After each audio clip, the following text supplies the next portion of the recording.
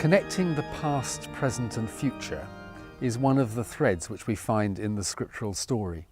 For example, in the Psalms, we quite often overhear the psalmist looking back to what God has done in the past and then reflecting on what that might mean and then placing trust in God for the future. So you have this pattern of moving from the past through the present into the future, and that being something which is rooted in our pattern of faith. This month of November gives us plenty of opportunity to do just that. The obvious example is Remembrance Sunday. And in this particular year, 2016, Remembrance Sunday, of course, falling on the anniversary, the centenary of the Battle of the Somme, which we remembered back in July.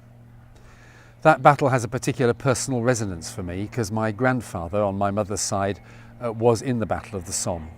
He was in one of the very first tanks.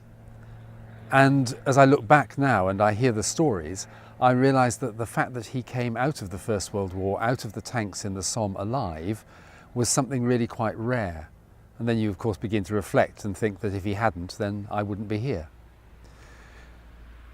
These memories are poignant ones, and particularly as we go through these years of centenary events of the First World War. But of course, Remembrance Sunday isn't just about looking back to the past. It's not just about remembering events of past generations.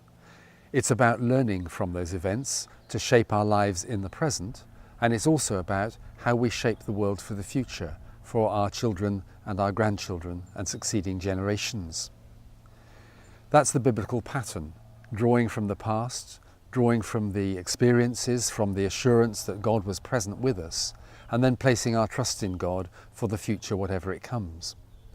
For us, as we are here towards the end of 2016, at national and international and at local levels, there are all sorts of uncertainties and unknowns about the future, all sorts of things we're perhaps anxious about, or we're just confused about. But our pattern of faith reminds us that when we look back, we see how God has been faithful, and so we place our trust in God for the future as well.